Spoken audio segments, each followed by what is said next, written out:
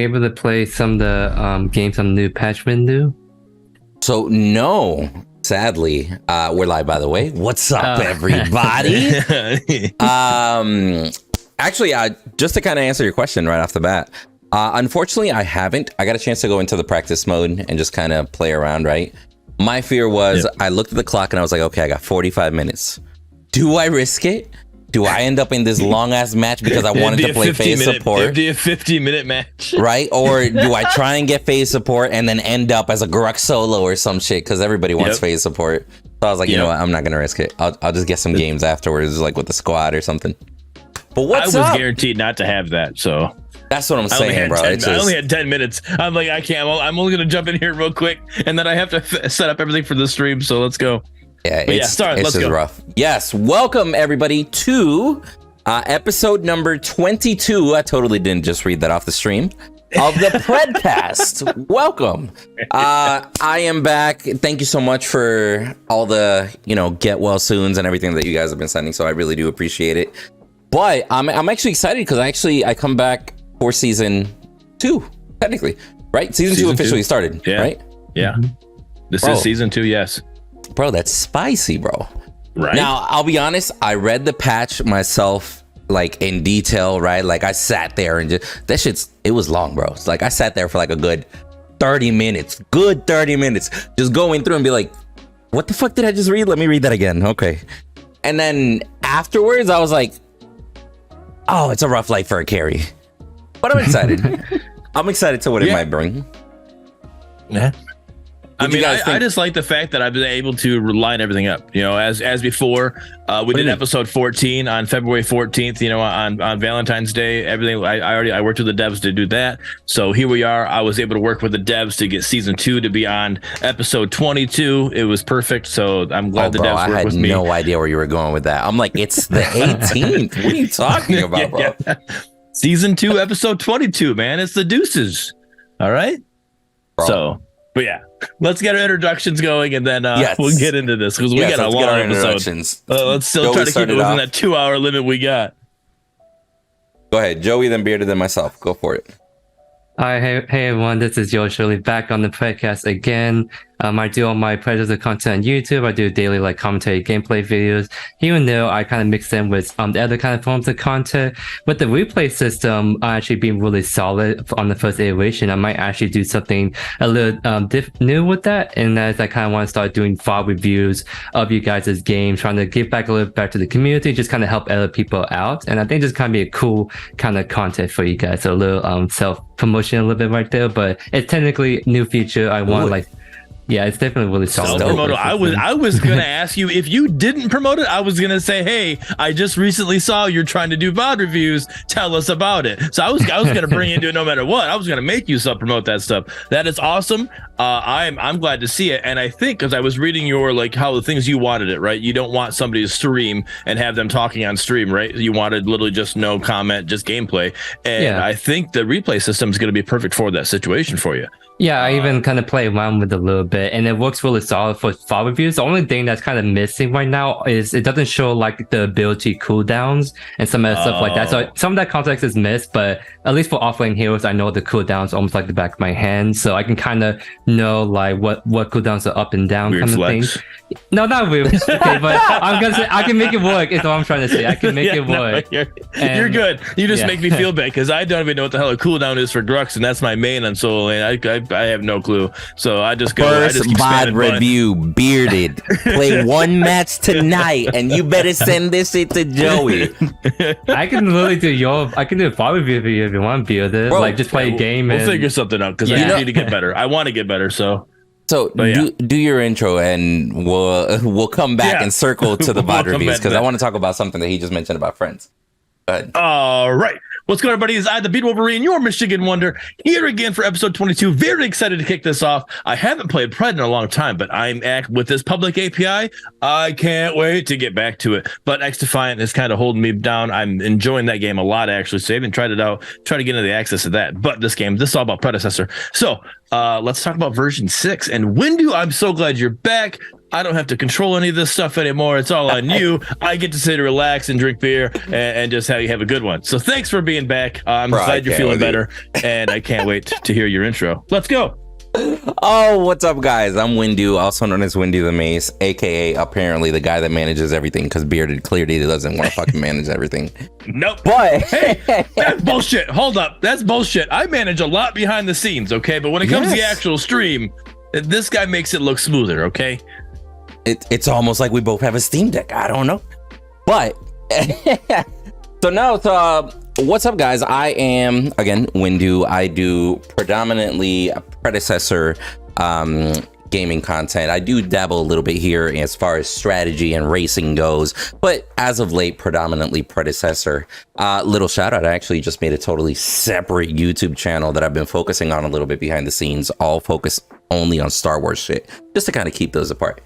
But this is the Predcast, basically where we get together on a weekly basis and we go over different Predecessor subjects. For example, we got a spicy patch. We're going to try and kind of consume it a little bit because we don't want to be here 37 hours if we go through detail the way that we usually do. But I want to circle back real quick. Let's just rewind a little bit, get back into that replay system. Now, bro, I think it is so dope. The fact that I can go in there and immediately just click on my friends list. I didn't need a code. I was like, hey, wait a minute. Okay, I see who's been playing. I see Tekken Kid got a game in. Let me check to see what Tekken did. And then bam, I'm just sitting there, I'm watching, and then I was like, you know what? Hold on. Akira is the phase? I'm gonna go spectate the phase. Okay, and I was watching phase, and it was just so cool. And I think that as far as competitive nights go, we've seen super cool tournaments already happen without it. With this tool, I think the level of content, the amount and the quantity and quality of content creation that's going to come out of the Predecessor community is going to be pretty spicy, and I'm looking forward to that. I thought that's super cool. Just click, I'm instantly watching free roam, a chase, everything. So spicy, bro. Now, were you watching a live game or just a previously played game? So ironically, there was a live game as an option.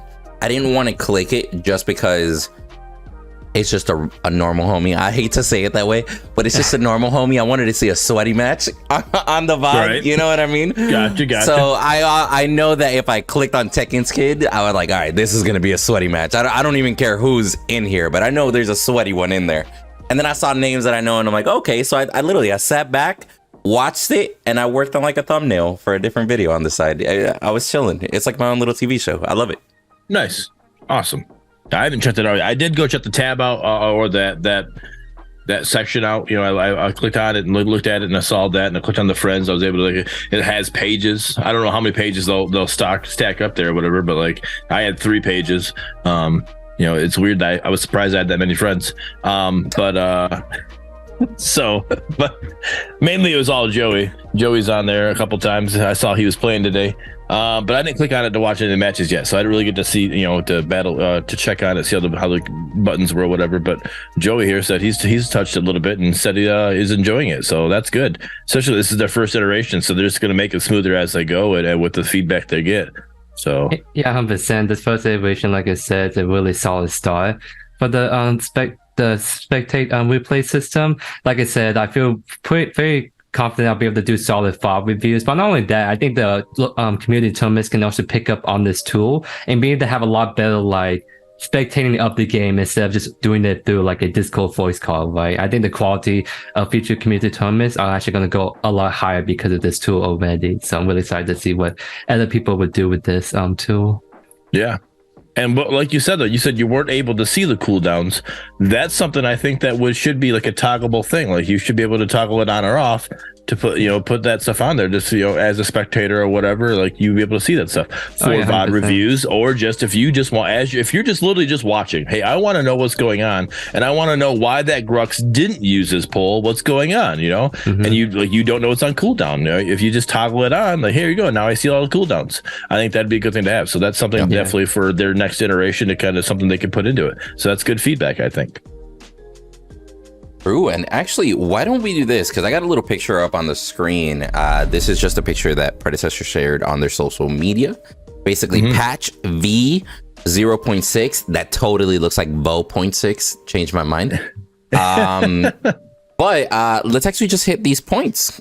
I say that we have here just to kind of hit it off the bat. Bro, competitive nights, get me in. I think this is, I think that along with the public API, I think public API and competitive nights are so big for this game right now because I think it kind of fulfills that competitiveness that people might want without necessarily having to wait for a tournament that's going to go on next month or something.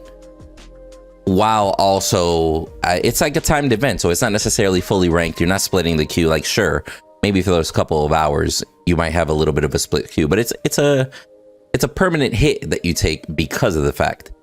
Bearded, what is going on your camera right now? Joker asked for a hype party. So I put the lights on, man. I had to set this. Oh, I can't with you, bro. One of the channel put reviews. So, Joey, do you think competitive nights being only for a couple hours, what did they say, Thursday? I think? Thursday evenings. Do you think that's a good time frame solution as opposed to like just doing it the whole weekend? By Thursday, what are you thinking there? Yeah, so Thursday it's kind of interesting because I think the closest comparison to this is the Clash from like League of Legends, and that happens on a Saturday and Sunday kind of thing. And that, I think there's a time frame for it, but you just go in and play against multiple different teams, and doesn't matter how long it takes, as long as you go play through all the teams, you're kind of done for the day. This one is like, you have a 3-hour window. You can either get really short games to get like 5-6 in, or you can get really long games and that you only get like 2 or 3 games in, right? So I want to see how this plays out first to kind of see how it feels kind of thing, but I kind of want to see maybe an additional day. I kind of feel like doing it on a Thursday evening only can be a little bit rough in the long run, because I have some people away telling me they would love to do competitive nights, but they work the night shift on that day. That's kind of thing. So I would love to see like a second day as an option potentially, maybe like a Thursday, Friday evening. See, I think what you brought up with Clash is perfectly viable. Like, why not? I think Saturday, Sunday would work best, but I think the only issue itself maybe is Clash. Maybe they want to establish their own day so people that want to play League can play League and they don't have to choose between the two. Maybe. Am I also doing this so it doesn't interfere with community tournaments? Because those are almost always one on the Saturday, Sunday at this point. Okay, fair. I could see that. Okay. Maybe. What do you think about the whole Thursday situation, Bearded? Thursday, I don't know. It's very tough. Picking any day that you're not going to be able to satisfy everyone, right? That's really the biggest thing. Now, are you going to be able to satisfy the most at Thursday? I don't know, right? For me, it works for me, right? Because you know me and my schedule. I don't play on the weekends, so I don't normally play on the weekends, right? So it would be hard for me to be like, hey, I know I've been streaming all day, wife and kids, but I'm going to go play games and be competitive on Saturday, and not be with you guys for dinner. So that's a tough one. So Thursday is a normal stream day for me. So it's something that I would be able to do. So it works for me. But as far as overall the competitive nights, my thoughts on it in general, I need to actually partake in it to see how it feels and how it is.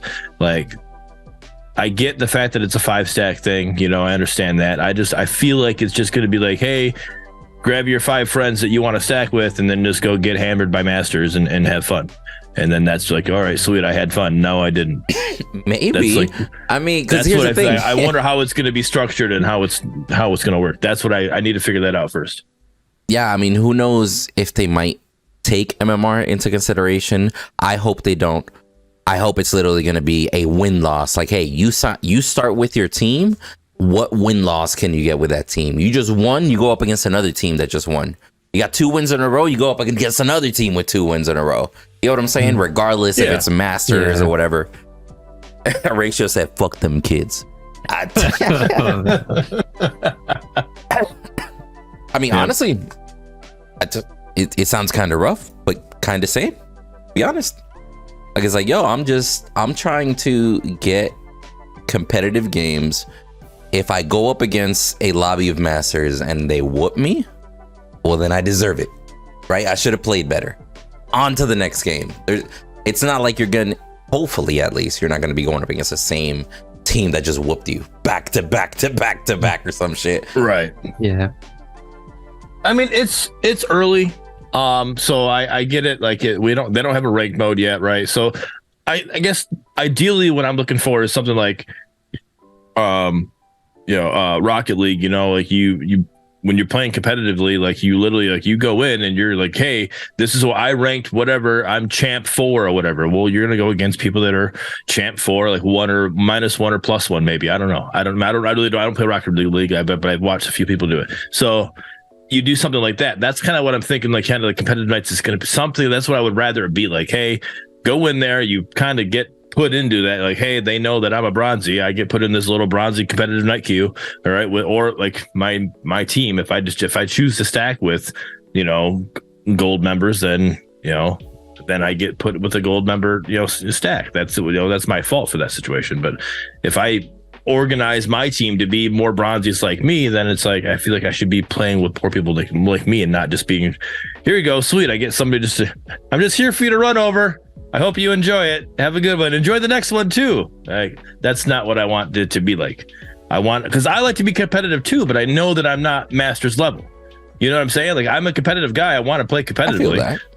But I don't want to get my ass smashed every time. I don't want to be shoved under tower and still die because tower doesn't defend you enough. So how about this solution, right? And this is gonna sound rough for anybody out there, but imagine you play competitive. Let's say you get a win, you get a loss, etc. The moment you get tilted off the face of the planet like that, you just went up against a master stack, you recognize them, and they just destroyed you. Man, fuck this shit. I'm going back to casual. Problem solved. You got your competitive games in, like it's only for 3 hours anyway. If you go up against, if you get slapped for 3 hours, I suggest different teammate.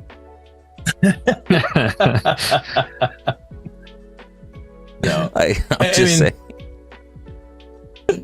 Horace says MMR gets reset for all groups of 5 for the event queue each time, I believe. Okay. Yeah, so it's like they're gonna have their own individual, like brand new MMR in that specific queue. Because they've already shown us that they have the potential to have different MMR leaderboards.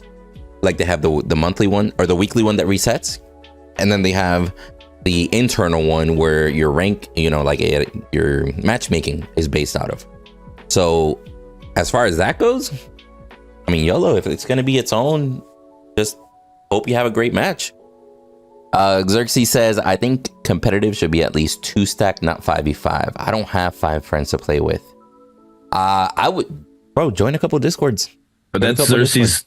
That's Xerxes the 5th, so there should be 4 of them. There are other 4. Jesus Christ. Hey, that's that person's name. I didn't set that. That was lobbed to me. There, here you go. Here's his layup. Take it. All right, I'll give you that one. Anyway. Oh man. So, and then on top of that, we all did get rewards. Everybody got rewards based off of what you completed in the season. Right. I'm surprised I even finished all of my rewards, to be honest with you. I literally finished all my rewards and then got exactly 300 gems. Exactly 300. I barely made it over the rewards. But I thought they were kind of cool. What y'all think of those? I'm definitely liking the new profile icons, so no more I can sing the wheel. No more cake. Now I can flex my Countess icon because I'm Countess main. Countess, bro. You think about that purple Countess though? Yeah, the skin is it's like a alternate skin variation of the red one, but the purple was pretty nice. So I have 2 different versions to play with, so I'm happy. He said it depends what my team's rocking. All right. So Sundown says, one of the biggest things is the minimum viable product. We want solo and wider variety of it to be accessible. However, to be a good solo experience, you need things like chat, in-role select, role swap, pick, order, swap, etc. This also allows the casual queue to not have as many 5 stacks. We'll get into competitive experience for solo players, but this lets us get a competitive mode with limited engagement that we can trial out with this client.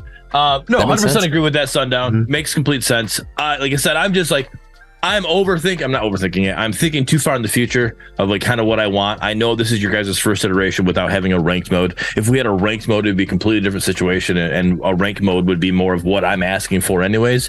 So this is just kind of that little, to help people to ease all the people, begging for ranked. This kind of like, lets them to stop begging so much, gives them a little bit of something, a little taste.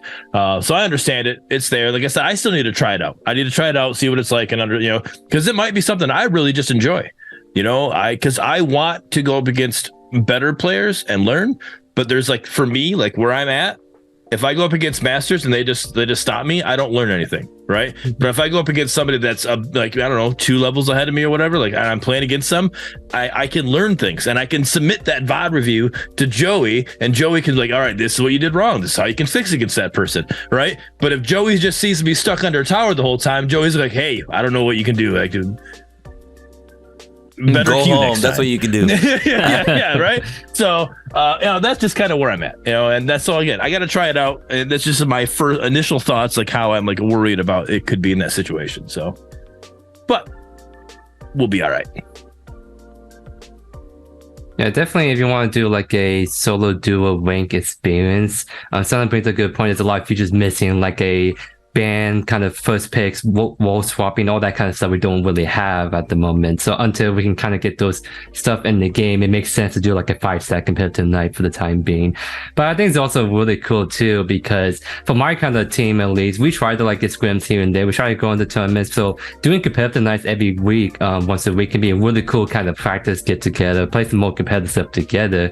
Because in some tournaments we try to play in the Agoa series tournament a while back. That was kind of like our first tournament, and one of the players in our whopping group was Team Immune, so we're just not able to go much further than that. We only got one game and that was it, kind of thing. Rough. So this is gonna be really, it'll be really exciting now that for 3 hours we can try to get as many games we want together and treat it as like a mini kind of tournament. It's just going to be a really cool experience for us, and I imagine it's going to be a really cool experience for other players that don't have to worry about the losses as much. They can kind of keep playing and see how far they can go. So I'm excited.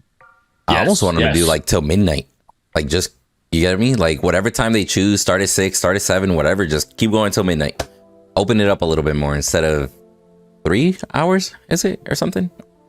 It's also true, because I think this says only for the EU and NAE servers, so there's no NA West version. So you open up the server to NA East when NA West is 3 hours behind. So if they open up at 8 o'clock for NA East, and NA West is 5 p.m. The Beast Coast, baby. So like the NA West will be probably just getting back home from work, and now they have very limited time to get competitive nights in. So I think you bring up a good point. Bringing up the range a little bit can help, at least for like NA West, to kind of get some more games in, or better work with the schedule too. Mm-hmm. Sundown does touch. It says, well, if you get stopped first game, you'd also be against someone who lost in the second game. In the second game. Right. So ideally, you should end up with a decent match eventually if our MMR system is good. So it's another way to test their MMR system. So that's another good thing with it, right? You're going to get more ways to see how their MMR adjusting to your win loss and stuff like that. So speaking of win loss, API, I love seeing that. That was great. I love seeing these websites. That's another thing. I mean, if you guys want to keep talking about competitive nights, we can, but like, we haven't played it yet. We kind of already talked about the date that's happening. We're going to talk about that. So I think that's the next biggest one. I'm okay going into these websites. So here's the thing. Me and my little brother have always been the type of players that if there's nothing to grind for, or if at least that I can see, I lose motivation. Like, we lose motivation, right? Like, my little brother's like, there's no rank. I get it. They have their own online MMR. There's like some sort of leaderboard that I guess you can kind of track and follow, but it's not the same. He wants to be able to see it, right? And like, for example, if you go into, I want to say they show specifically 2 websites and only 2 so far. Yep. Got you. So if you go into any of these 2 websites, and Ometa City, Ometa.city, Predecessor.pro, Ometa.city. And if you go into any of these 2 websites, you're able to see, hey, this is your win-loss. This is your KDA. This is your, predicted MMR. Because they do very, like, in fine print say, this is, as far as we know, this is the information that we got. Like, where you are on the leaderboards, etc. Like, that's all super awesome. They got builds in there. They got, hero breakdown, item breakdowns, etc. Both websites are actually really, really cool. And this alone is enough for me to kind of want to grind again. Am I the only one that feels that way just because of a freaking website? No, I am all about it. So we ended last episode talking about why the game's kind of getting stale. Right? Why is it feeling that way? Why did I get pressed to play Paladins the other week? Right? That's what was happening. Like, because I played Fault for over 2+ years, and I've been playing Predecessor ever since it's been active. And why all of a sudden was something pushing me to play Paladins instead of play Predecessor? And with Pred tools being down and not being able to check my win rate, how I've been doing, whatever, how I adjusted, that right there, it hit me after the episode. I'm sitting there thinking, like, wait a minute. I've been able to check my win. I saw that I was at like a 38% win rate, and then I bumped it up to a 45% win rate. That right there shows progress. Like, I'm actually doing better at the game, right? I'm not worried about the elo. I'm not an elo chaser. Elo is another way you can kind of see if you're doing better, but it's not like that. It's not an end all be all. I get that. That's why. So don't give me that in chat. I understand. But like, win rate is something you can really just show if you're improving. That was taken away. So I'm like, for however long that was down, that website's been down, I haven't been able to track that. I've literally been sitting here just playing the game. You can't farm elo, or yes you are, but you blindly farming it. You don't know what's going on. You don't know what your win rate is. You don't know if you're doing anything. So all of that stuff was taken away. I'm like sitting here like, I don't know. I'm just playing the game to play the game right now. Like, I need something to play for, and me being able to see hey, that's my win rate. Now let me go and check this out, right? And I could, all right, I'll play another game. All right, I got to do better because I want to get this number to change or whatever. So, side note, I totally just noticed that there's 2 different websites listed on here. Pred Tools isn't one of them, and if you go to Pred Tools right now, I clicked on the stats button and it wouldn't update my stats. I don't think Pred Tools is even up anymore. Really? I think it still says under. When I looked at it earlier today, when it said. When it's under construction or whatever. So that, I thought Pred Tools being the first one out, that they were going to be like, hey, we get the first update. We're going to have all this shit on live. Sorry, that's just me. Kind of threw me off guard. Yeah, I was also wondering about that too, because Pred Tools was that website I always go to if I want to quickly look up items and whatnot. Like the Predecessor Pro, the Ometa City, this is like my first time actually hearing about them. And I'm like looking through it, like, holy cow, this is some really cool stuff they got going. Why am I not hearing about this website? Did they just launch or something? Or they've just been under the hood for a while now, with their public API, they're already ready to show off some really cool stuff. Because right now, like, especially in Ometa City, I really like a lot of the stats they're showing off, 100%. Like, now I can for my tier list videos, for example, now I can be like, here are the stats. So now I have less bias when I try and do stuff like that. And it's just going to be really cool digging into like some of the finer stats and details of what's going on behind the scenes in the committee. Yes, bro. And actually, I think it's really cool too. I don't know if Predecessor Pro has this. They might. Just because, just to kind of support both websites, I was saying this behind the scenes.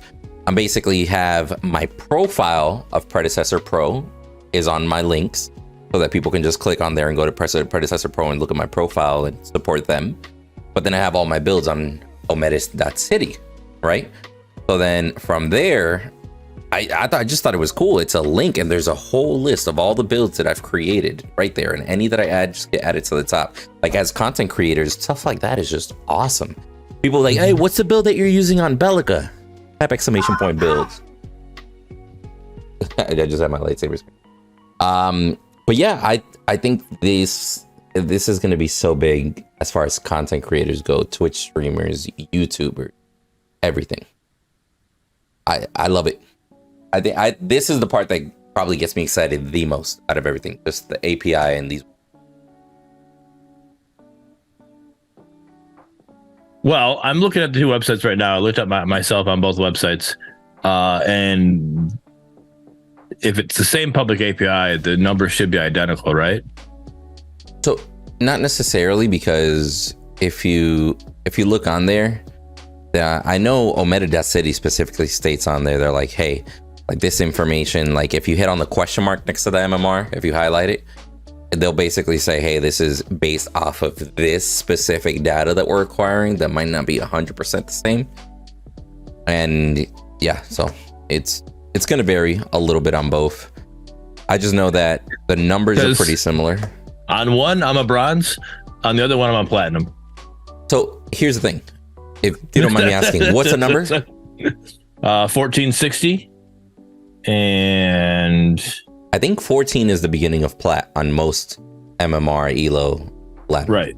And I'm looking for the bronze number that I have. On the one that I have bronze, I'm looking for that number. Yeah, I mean, it depends, because one says I'm a diamond, one says I'm a platinum, depending, right? I guess right around it says the 1800. MMR is 1286. It says I'm bronze at 1286. 1286.9, my MMR. Just depend. Which one makes you look better? Use that link. But like, there's that's what I'm saying. Like, I'm like, that's what I'm saying. Like, are they not pulling the same public API? Why are they that vastly different? Bronze and platinum. It's not like, hey, it's not like one says I'm gold, one says I'm silver. You know, bronze. Like, I'm like. I mean, it doesn't make sense. It's the same public API, but the way they interpret the data or calculate the MMR could be a little bit different methods for both sides. That could be why they're a little different. Clark says Ometa City has been tracking matches longer, I believe, but both will even out as more matches are played, I believe. Just guessing, though. Hey, understandable. Good, solid guess. That's a good observation. Because I will say, the whole Predecessor Pro, I didn't know about it until this post. I knew about Ometa.city before because RGS Ace had tweeted it. And I actually, Bearded, I got a chance to talk to one of the devs from Ometa.city. He actually came into the stream, into my Discord, whenever I posted my first build. Because I put like the Discord link in there. So I might be able to find that information and send it to you later, so you can reach out to him. I'll let you know. Yes, please. On that one. Yes, please. He's the one I'm missing. But it's Clorox. That makes sense. I'm going to go with Clorox on that one. Maybe one's been tracking for longer. But in a year from now, they'll both be pretty similar. I screenshotted the platinum because I've always been a bronzy. So the fact that it says my name platinum, I can't say, hey, he said, I'm framing that shit on the wall. Yeah. I just need today's newspaper and take a picture with it. You know, hey, this is today. This actually happened. So, I mean, hey, I can't. It's on the internet. It's got to be true. All right. And one thing that I do want to mention, we talked about it a little bit before we went live, but I just want to throw it out now before we get deep into the patch. Predecessor did announce that under the Epic Games Store, they're having party invite issues. They're working on it. A fix is more than likely going to come out tomorrow. By the time you guys see this on YouTube, it probably is already fixed by then. Anybody watching live, just worth mentioning there. I'm actually annoyed by that. Because we're on Epic Games Store? No. What do you mean? Okay, well, that sucks. It sucks that we're on Epic Games Store in that situation. Yeah, so we are affected by it. No, I don't like their post. Just tell us you're working on it. Don't tell us, hey, we know about it and it'll be fixed tomorrow. That just like it just looks bad. Yeah, because like today's Tuesday, right? Bad. It's a work day, right? It's a work day. You put out a patch. The reason you put out a patch on a weekday is because you're working and you know there could be bugs and things are going to happen and you need to fix it, right? But it's almost like, hey, we're going to take a break. We know it's there. We'll fix it tomorrow. When this team normally, when they put out a patch, there's a hot fix like 2 hours later or something going on. There's a bug. Let's fix it. Right. Especially when hey, we're trying to team up. We're trying to get more people to play this game. And they can't do that if you're playing on Epic Games. And they're like, we're going to fix it tomorrow. And if you literally can't fix it today because it's Epic Games, then just say, hey, we understand. We just point out, we know that there's this problem and we're looking into it. Just say that. it just, to me, I look at it, it's like, you're all right. Why not fix it now? So I'll play devil's advocate here on the other side, because I honestly rather have them give me a confident deadline that they can say, hey, by tomorrow, we'll get it done. Don't worry. Instead of that lingering, we're working on it, soon TM. You know, like, I absolutely fucking hate the suspense with posts like that. Even if they tell me, hey guys, we're working on it, we'll release a patch by Friday. Well, that sucks, but at least I know by Friday we're good. I'm on the other side of that coin, bro. I love a post like this, personally. I don't understand your fascination of deadlines like that. Like, it really makes no sense. The X Defiant does not put any deadlines out, but we know that they're going to work on their stuff. Like, progression is they're already working on progression. It's going to be taken care of. We already know that. Like, they've been updating. Hey, we know this is there. We're working on it, and they work on it. And here you go. Here's this fix. And you just keep paying. You can't pay attention. As long as you're paying attention to that same social media, you're going to see the fix. That's what happens. Like, that's how a game is. You can't, the gaming world, I'm the same way in my job. In my job, I can't tell you when I'm going to fix your instrument. Anything can happen. I don't know when it's going to fix, but I'm working on it. And I'm telling you, I'm here. I'm working on it. When I do get it fixed, I'm going to let you know your instrument's up and running and you're good to go. You can't give deadlines all the time. And the fact that they can give a deadline just tells me that there's something, like, either they know what's going on, or there's just tell me you're working on it. You telling me that it's pretty much, hey, we're done for the night. Enjoy version 6. If you can't team with your team, if you can't play with your friends, then just don't play and come back tomorrow when we got it fixed. I mean, I hear you. And definitely better for marketing. Especially when it's FaZe. It's a support character. Literally, you're trying to play with teammates and support your team. And it's like, nah, hope you enjoy FaZe, or just don't play. What do you think, Joey? Be the difference maker here. What do you lean towards? I mean, I just saw it as they're just going to fix it tomorrow kind of thing, because you got to remember they also technically have people staff in EU as well, and the patch came out around afternoon time, Eastern time, 3-4 hours. It's 4 or 5 o'clock in EU, so maybe the people that can fix it are already off the clock. So I understand that, but it's a bad perception. I completely agree with you. You're not wrong, Joey. You're not wrong at all. I thought the same thing, but I don't have it up. When I looked at it, there literally was a comment below it.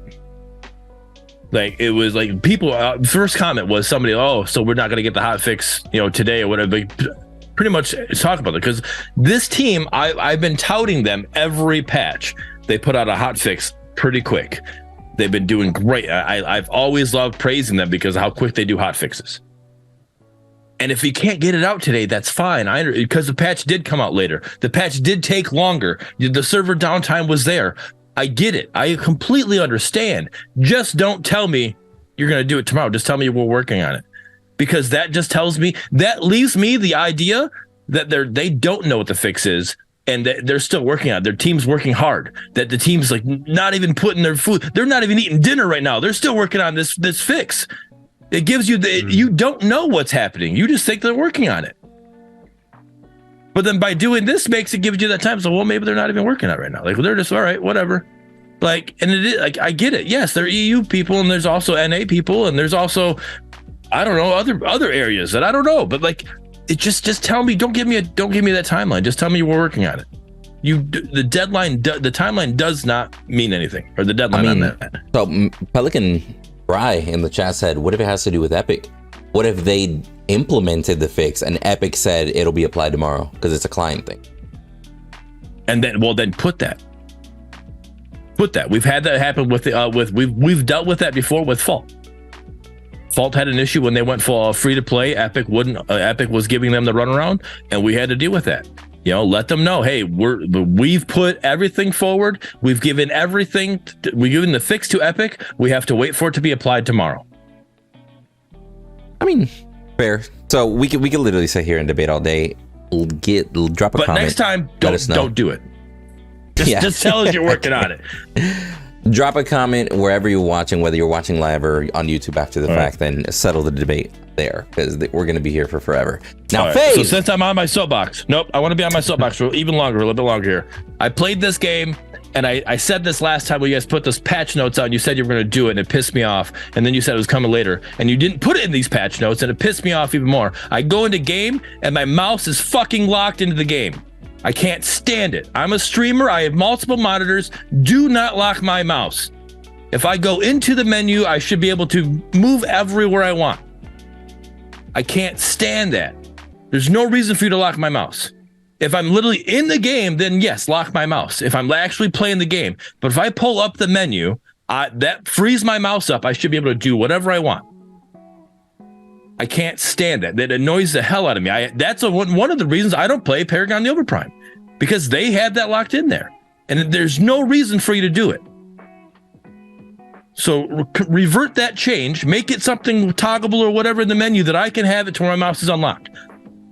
You have so many content creators, so many streamers here that played this game and they have multiple monitors. There's no reason for you to make that change. Yeah, I don't. You're alone on that one. Like I don't have the issue because of my split PC setup, so I don't run into that. So maybe Joey. I'm not alone. I'm not alone. I mean, you don't have that issue, but that doesn't make me alone. Well, not everybody runs a split PC setup. Well, okay, fair. So I might be alone on that one, like being on the double PC side.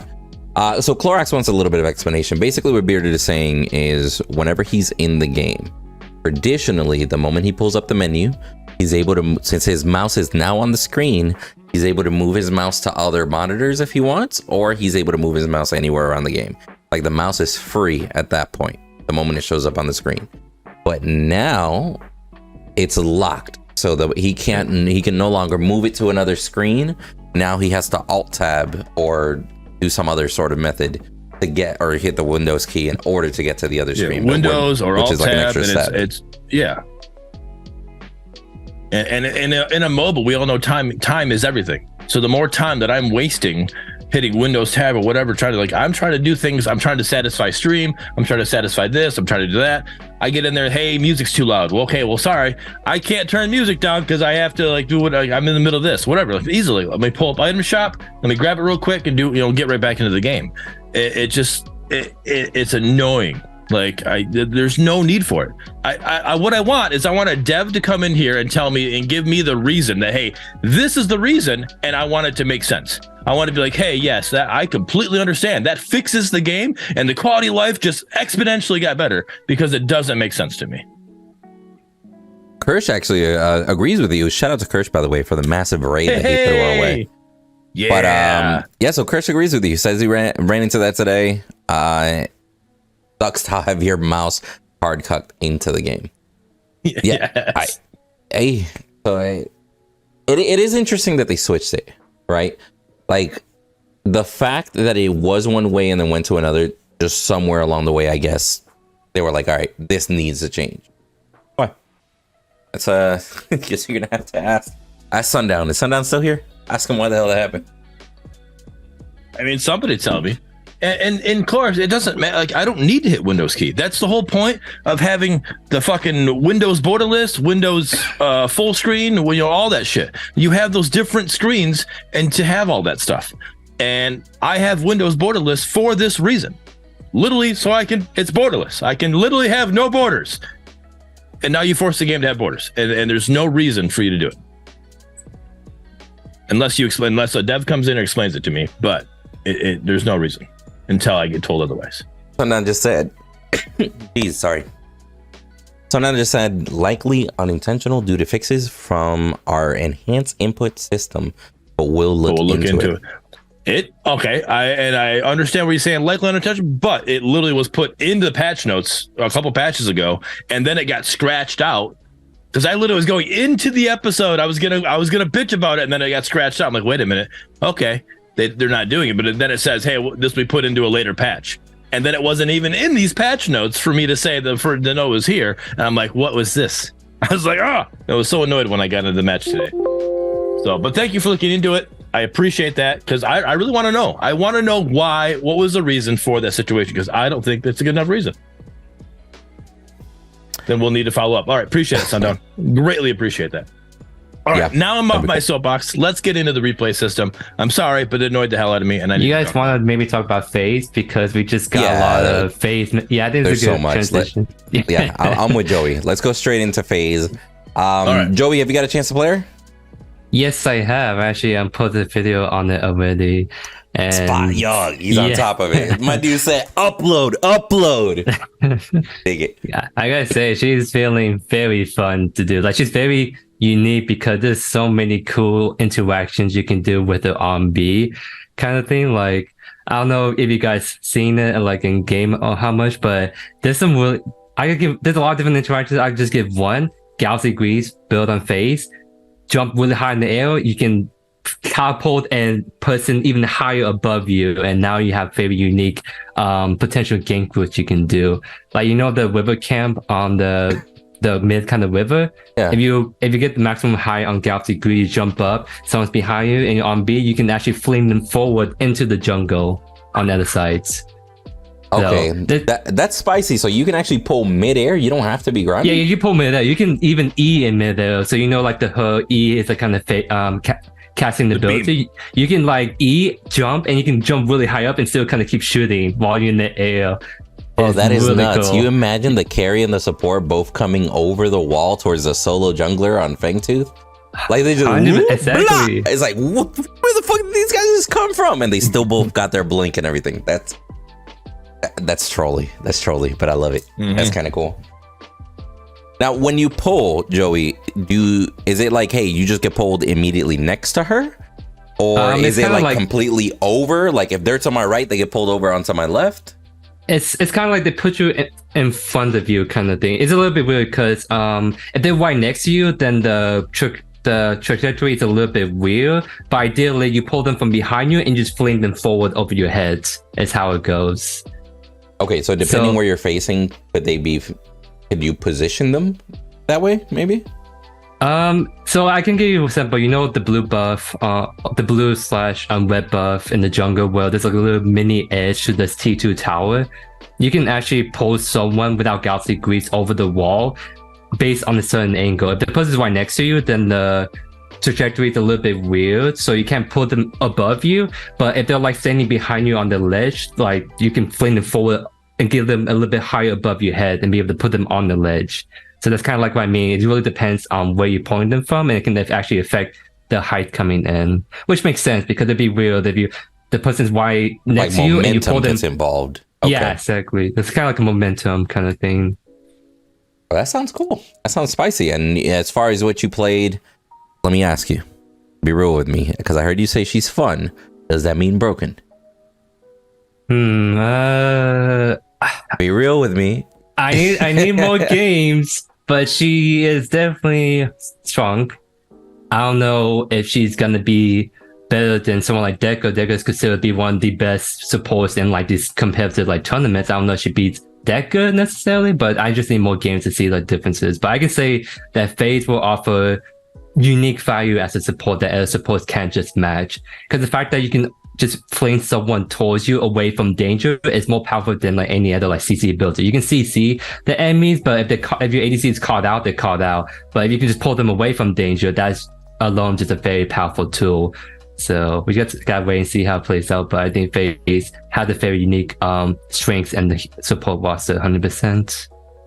One thing that I think that makes her not be strong or as strong. Sorry, I'm not saying she's not busted or whatever. But I just like reading her kit and the little bit that I played with her in I didn't even play a full AI match. I just played a little bit into it. But one thing I think that doesn't make her too strong is that she doesn't have the healing or the mana regen that we know Phase to have in OG Paragon and or in Fault. So that's another thing. You're not literally just constantly healing your carry the whole time. The only thing you're giving them is physical power. Physical power. You're giving them physical power. And then your ultimate when you press it. Ultimate is really speed. Attack speed, Omni Fan, and movement speed. It's kind of nuts on some carries. So, but I can imagine Sparrow would still be great with her, like the Sparrow ult and her ult, considering now it also has Omni Vamp on there. Yeah, like she's probably still going to be the go-to carry, the combo with her, even though Kira probably isn't going to be. considering the diving. I'm excited, man. Now, somebody actually brought up in the chat. Apparently, the blind, it's a black screen and not a white. So back in OG Paragon, you used to get kind of flashbang every time you got blinded, bro.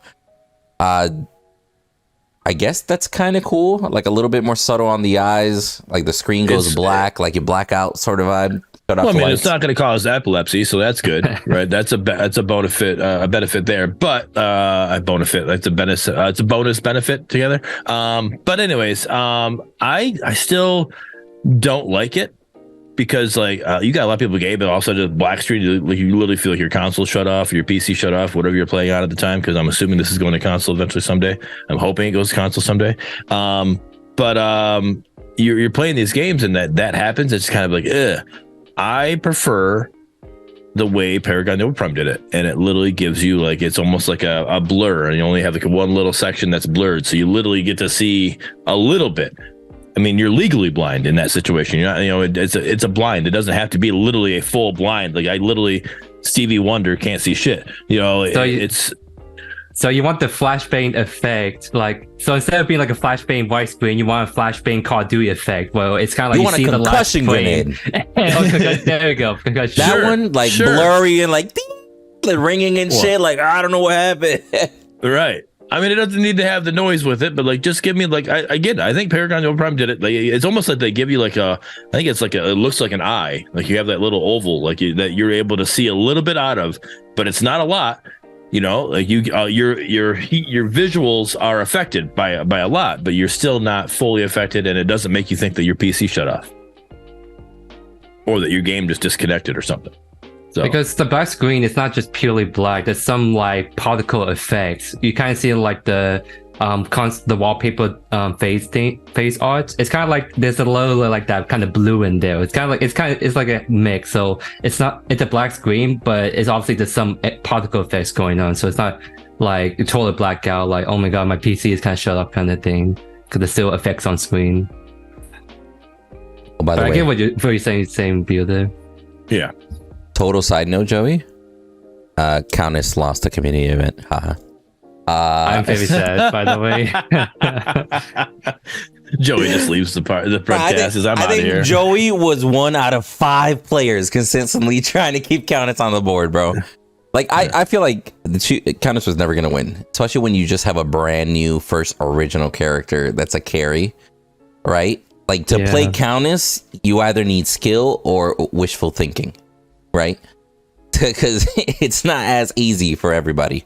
Not at least like picking carry and just hoping that you live long enough, So I do feel like that one was a little bit rigged, but the picture that we got out of it, kind of cool. I'm kind of digging that one. Yeah, you get an overpowered new hero, right? And overpowered, not like crazy overpowered, but overpowered. Like this is a brand new hero. You want them to be strong, right? And you have them, and they're a carry. Like their main job is to get kills. That's what their main thing is to do. And you put them against a soul, either a mid laner or like a soul laner, possibly jungler, depending what role they're playing in, and you want them to get more kills than all of these people playing this new carry, that this hot new fresh thing. It's like that just seems you were rigged. You should feel set up for failure there, Joey, and I'm sorry, but as an ADC main, I'm almost a solo main now actually, like if but they as an both ADC had main, been out for like 2 or 3 months, I think that would have been different if they did the contest, But like a fresh drop. Still think it would have been rigged. Your ADC is meant to get more carries. That's the way it is. Now, they also so they released some skins with the season 1 rewards. If you were able to unlock it, you got this little Jack Sparrow looking skin for Kira, right? And then the purple scaly version of Countess, so kind of cool for the season rewards. And then after that, they also added I don't even know what the official name is. Actually, it's right here. Grand Oracle Sevrog, a familiar skin, cool color scheme. They added Shadow Link's Phase, which is just basically like a black and white version, right? Her backpack changes. Her backpack changes. She's got like the little ears and stuff. Yep. And then Opaline Faye getting a skin, that's spicy. I didn't think Faye was gonna get a skin. But I love the color variant on it, the green and purple and everything. Now, I will say, I'm dying to see some sort of meta, like, spicy skin. Hell, a jailer Murdock, Sevarog with a scythe, like, at least skins we've seen before that they might be able to bring back. You know what I mean? Even if they say this is only for EA, it'll, after EA, this will be paid for. Or thank you for playing EA, you get this personal skin from us, maybe. I don't know. It might honestly be until free to play till we see those fancy, expensive skins that they're more than likely going to charge for. Maybe we won't see them until a while. But just a little preference. Kind of like I said earlier, Ace confirmed that there's a roadmap for season 2 coming up this week, so maybe we'll see that being addressed, because they've already teased it a while back with that kind of concept video and whatnot. So it'll be kind of weird they make no mention whatsoever of season 2. I'm expecting we're probably going to see that sprinkled throughout potentially. That's a very good point to bring up. They showed that video, I want to say the week before early access. And it was like, talking about the economy and the future of it. And they showed all these cool skin concepts and everything. But then we never really heard about that subject or the skins again. And we're already here on season 2. So I'm with you. Hopefully they bring it up. Because if they don't, I'm just going to start wondering a lot of questions, right? Because, yeah, so if you want to think even bigger, like, we got like all the really big features, like the public API, we can competitive nights, get the blue play system. So now we're trying to brainstorm what exactly all the big features missing for season 2, besides like the permanent wake mode and of course other stuff. Because I feel like at this point we got a lot of like the bigger systems in place. So the question is, well, what should we expect from season 2 going forward? Ooh, it looks like a couple people in the chat are actually really hoping that mastery skins make a comeback season 2. Yeah, that's something I was actually like wanted to talk about too, because I really want to see progression system like ASAP at this point, because back even at the season 1 roadmap they mentioned progression, that's something they want to look into season 2 and beyond. Well, we started season 2 and there's going to be no progression system in place kind of thing. So that's what I'm really hoping the season 2 roadmap is going to talk about kind of thing, because I kind of love what we said back to 1. Well, what we're grinding for now at this point is it going to be the same thing season 1 where it just get reset again? Is it going to eventually in a couple of weeks we're going to get some really like long lasting progression system like mastery skins? Because I think having those in sooner than later is going to be really cool, and I think it's going to give people a reason to grind for going into season 2. Honestly, I kind of want those little crowns to come back, bro. Like Chimera's crown and Narbash's horns and shit. I thought that was dope as fuck, bro. Like, again, just another tier progression. Like they'll probably get to it or add little things like that. I just think that expression of experience when you were in the game was amazing. Like, people grinded and played the game an extra week or 2 just to get their crown to the next level. Be like, every time I play Narbash, yeah, you know I'm somebody to fuck with, bro. Okay, you see the crown? Don't fuck with me. Like, it's something cool for the community and for everybody. There's something menacing about like going against like a Murdock carry and they have a mastery level 10 skin and that huge crown. You're like, okay, this guy's not gonna miss his shots at all. It's like, I just love match for sure. Yeah, 100%. Now, along with the mastery skins, I do want the mastery skins, but I want the mastery, at the what's the one for? Mastery pass or whatever you want to call it, like the levels. Like I loved the banners, the kill banners. I thought that was the coolest thing, and not the coolest. Sorry, I thought that was a really cool thing in OG Paragon. When you killed somebody, your banner that you chose, however you had it, like you could have the Box Grux banner, was planted, at wherever somebody died. I just really like that. So I'm hoping like banners, the crown, all that stuff gets implemented as well. It doesn't have to be implemented right away, but mastery skins, something to grind for, would be really cool. And I would love to. I am excited to see Omeda's twist, like their vision or whatever they have for the mastery skins and what they want. Are they going to bring? I mean, because I don't think the mastery skins weren't released. I believe I don't think that was something that Epic released. So I don't think they released the correct. I mean, besides Magma Grux, but isn't that technically a Magna? Isn't that wasn't that the mastery skin? That was a separate skin from mastery. Okay. So how much different was Magma Grux compared to mastery Grux skin? I would have to look at the two, but I would feel like I thought they were like almost identical, but yeah, so the banners, I think the kill banners were great, and I want to see their iteration of the mastery. Like, here you go, this is what we think our mastery skins should look like, and I'm excited to see what they got, because that's also going to be something that's going to be their own IP, and I want to see their own IP skins, right? I'm excited to get farther into that. Like, that's something that I feel like that's the one area in the gaming situation with these third person MOBAs that they're lacking is their skins, because they haven't put out any of their really own skins, like any big of their own skins right now. They got the one, obviously now we got the one Kira skin, but like I want something like, give me a Sevarog that's going to be it's not going to be that one, but Oda brought it up, so it makes me think about it, like the golf club Sevarog, right? Obviously that was something that was hinted towards with Fault. It could still be done because Fault never did it, right? So you could still do it, but give me something like that, something cool, add to the summer fun, like we already got a summer fun Twin Blast. Give us a summer fun, Muriel, put her in a bikini, or something, right? Like, I don't care, and have her, shoot out fucking water domes, that she's got fucking for her shield instead. Like, give us something cool like that. I think I would be excited for all that stuff. And Zerillo agrees with me 100% on the kill banners. Those kill banners are awesome. So really quick, summer fun Narbash in a Speedo. I can't with you, bro. Get me out. I'm only reading what Chad said. I added the Speedo, but I'm reading what Chad said. All right, I got it.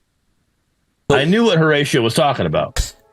So really quick, I wanna hit on a subject here as far as balance go. Again, just to let everybody know, we're not necessarily gonna break down in crazy detail as far as balance changes go. We're gonna kind of hit a couple subjects here and there, just for the sake of time.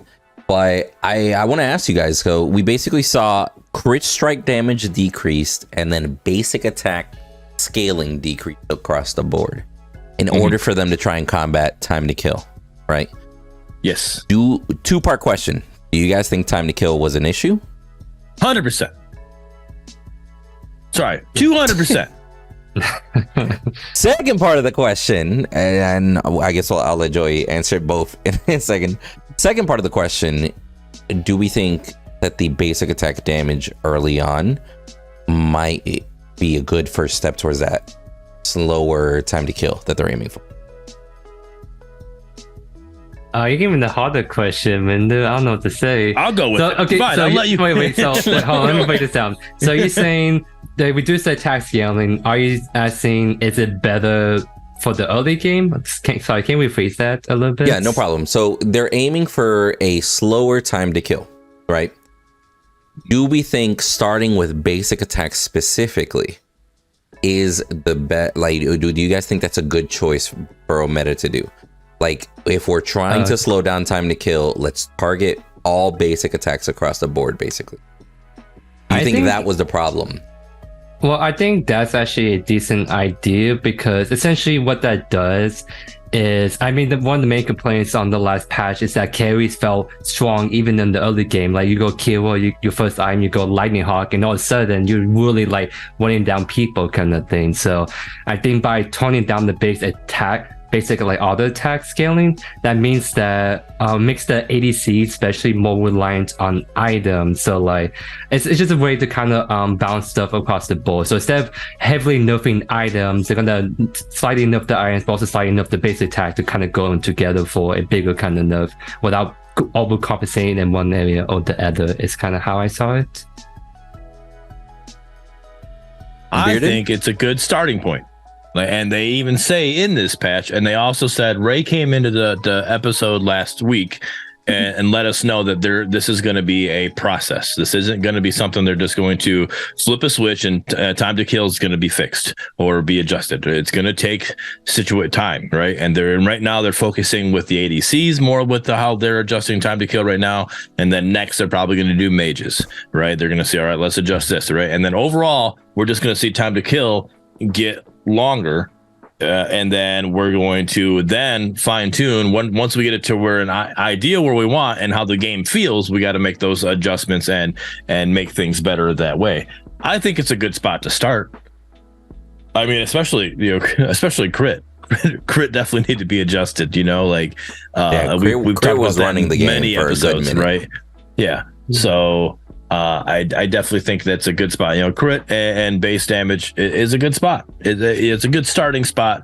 I don't know if it's enough. But again, they already let us know that they're going to be doing this over patches. They're going to keep doing it. They're going to keep going through patches and make these adjustments. So it's going to take time, and we'll get there. Yeah, and I'm going to go ahead and just kind of show some of the updates to the characters on the screen while we chat. Just to kind of at least make up for the fact that we're not going to hit all these characters within detail, right? So, yeah. You know what I'm actually very interested in? Just speaking with that in mind, the fact that they're adjusting scaling on basic attacks, they're reducing crit, etc. It's not just carries that are being affected. I almost feel like mages might make like a sneaky comeback and start being the dominant ones in the battlefield. Am I the only one that might? No, I think that's going to be what's happening in this situation, because they don't get really that affected by this patch, right? Mm-hmm. So their time to kill is still going to be as fast as it was last patch, right? But it's going to be faster compared to everybody else now in that situation. So they're going to get a little boost of being the higher power in that situation, but. I don't think it's going to be, with what has been adjusted, I don't think it's going to be that big of a tell. I don't think we're going to, I don't think as an ADC main, we're going to go into like, I can't play this game anymore. I can't carry like I'm supposed to, you're just going to notice it's going to take, a couple more shots. And they do mention in there that they're trying to also readjust the power spikes. So it's just not as consistent with the basic attack, for example. We see a lot of characters like Feng Mao, Murdock, etc. being adjusted here to where, hey, now the Murdock shotgun is going to do a little bit more just to kind of compensate. But that's with a cooldown. Like, he's going to get a little bit of burst still, but it's going to be over time. It's just not a consistent melting down as frequent. So I know that there's adjustments. It's not like they're just nerfing all basic attacks across the board. I just can't help but feel like somebody in the Horatio said it in the chat. I feel like Rampage Jungle and mid lane are just gonna run through these games. Maybe even a Steel Jungle might start making a comeback. But like, I feel like those combos are gonna start running games, and then because if we're relying on abilities realistically, or if abilities are gonna do the majority of the damage early game, realistically, the mages that level up faster anyway compared to the duo are going to be pretty nuts. That mid rotation of duo is going to be insane. The way you worded that isn't the way. I don't think it's meant to be that way. The ability damage isn't going to do the majority of the damage. Ability damage is going to help with the damage we're losing with the basic attack. So we're still going to do basic attack damage. Fair way to word it. I got you. I just I don't want people to think that all of a sudden now your ADCs are now ability carries, right? When besides Revenant, like that's the only ability carry we really have in that situation, right? You're still going to go in with Murdock and Sparrow and Drongo and do basic attack damage to them. That's really your main source is going to be, but to help fill that area, you're gonna now you can't go into a game as a carry and literally just run down and just hold left click. You're gonna need to use your abilities in this game, right? As a Murdock, right? Murdock's my guy. I'm horrible with his traps. I'm gonna need to utilize my traps more to now get better with to be better as a carry with this time to kill and all that stuff. Get that damage, with the trap, get them rooted, all that stuff. You need to take advantage of the abilities now better instead of just, hey, I can sit here and just run down a basic attack the whole time. That's kind of what's happening. But along lines with the mid lane and Rampage, my boy Grux got a buff. All right. And so I'm going to own an off lane. So I don't care about Rampage or mid. Come over. Come gank me an off lane and see what happens. And you'll be my next TikTok. All right. Just do it. You'll try it. See what happens. TikTok. I can't with him, bro. Somebody calm this man down. So I'm getting a mana buff, base mana growth increased from 40 to 50. My chop LMB, basic physical power, again, that got decreased. That's fine. We all knew that was happening. But the double pain is now getting the scaling is increased from 110% to 120%. I'm going to double pain both of them till they don't even stay. They're just like, hey, we're just going to gank dual lane because ADCs can't hit so hard. And that's what they're going to do. They're going to leave my boy alone. I can't with you, bro. You're...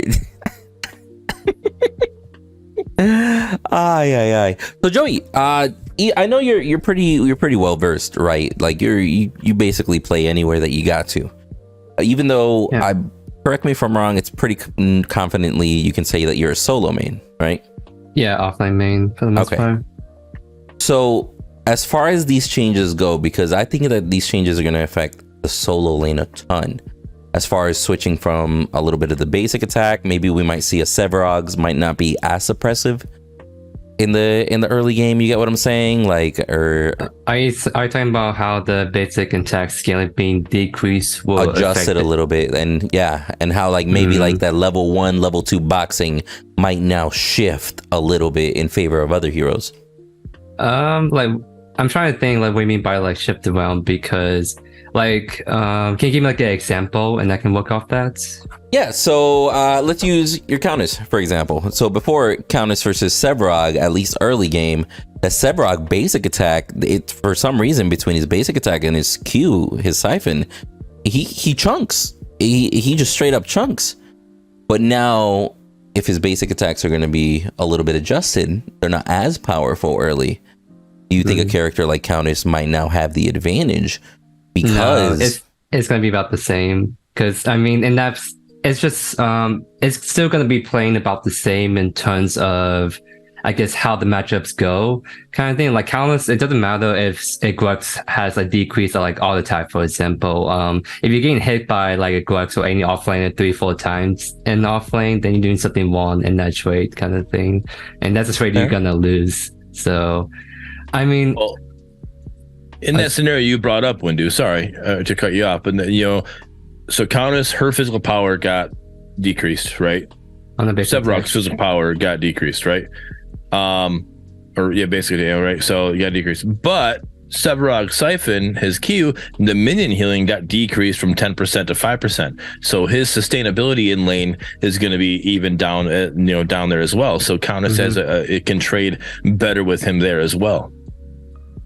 So. And in that sense, each you can. I was trying to figure out, you're talking about like the auto attacks, so I was just kind of focusing on that part. But when you take into consideration other stuff, it's going to be a little bit easier to bully like the Sephok out lane, for example. Because if you go Titan's Quest and Siphon healing, you have a lot of sustain, but with his Q sustain being down, it'll be a little bit easier to poke him out lane early on. I don't know, man. I think it's going to be incredibly interesting to see how this meta shifts, because of course it is too early to tell, of course, right? I definitely think it's one of those situations where we just might not think, or we might at first couple games might be like, yeah, you know what, feels kind of the same, it's just like a little bit slower. But as people start finding out meta items now that things are adjusted and everything, I think people are going to be nutty. Empty saying in the chat, what changes is how people perceive trading in the lane, where they'll opt out, or they'll opt more to use their abilities more with the mana sustain, lower damage on auto attacks, making trading more interesting to both players and less left mouse button spam. That's actually a really good point he brings up. Yeah. I think that's the best way to answer your question. Because in my head, when I trade around my abilities. So like the auto attack doesn't make a difference, but maybe for newer players that doesn't play around abilities, now they're gonna be like, okay, now I think it's be more efficient to actually play around abilities because my auto is not hitting that hard. Kind of, they would kind of teach people a little bit more to kind of slowly ease into that play style. So I agree with MT on that regard. Yeah, you got to save your bronzy questions for me, and you got to ask him more of the master questions. All right, he can't think like a bronzy all the time like I do. So it's like you can't, make him think of that, right? Okay. Horatio saying skill expression in general just went up with this change across the board. So now you might actually see, because people rely less on, or a little less on that hold left click, and it's going to be more abilities, more timed. Hell, minions might actually fuck you up even more now than before. Like, holding that left click as a carry, for example.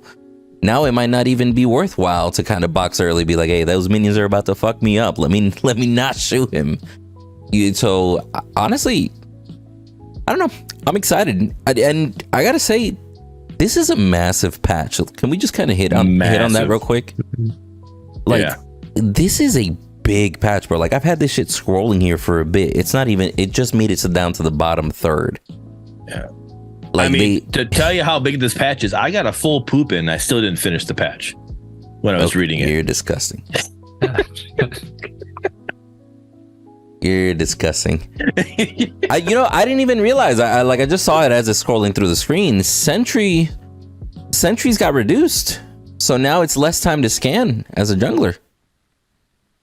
That's kind of big, bro. What got decreased? A sentry. The sentry. Like the scanner board? Yeah, but that needed to be that way. That was way too long. You could literally scan, you could scan two sides of the jungle with the one sentry. I mean, I could see that. Make it a little bit more limiting. Like, you have to actually have a specific section that you're going to go through and try to be a little bit more wiser about it. Less forgiving. Yeah, and then, it needs to be that way. Plus, you also, there's times you've already scanned the whole jungle, and then you go to run into lane, and you got this fucking circle that's like emitting past the fog wall, so they know, look, I'm being ganked. Let me back up. I saw this circle going through here. I already know. So it's like you sit there and wait for the sentry to finally stop, and then go like, let me go gank. Like, timing's everything in a MOBA. Like, get rid of this thing off my head. Well, one, just get rid of the thing off my head so the enemy doesn't see it. I don't need it. They don't need to see it anyways. But this is a somewhat of a band-aid fix for that situation anyways. Horatio brings up an interesting point. He's excited to see how ADC builds may update.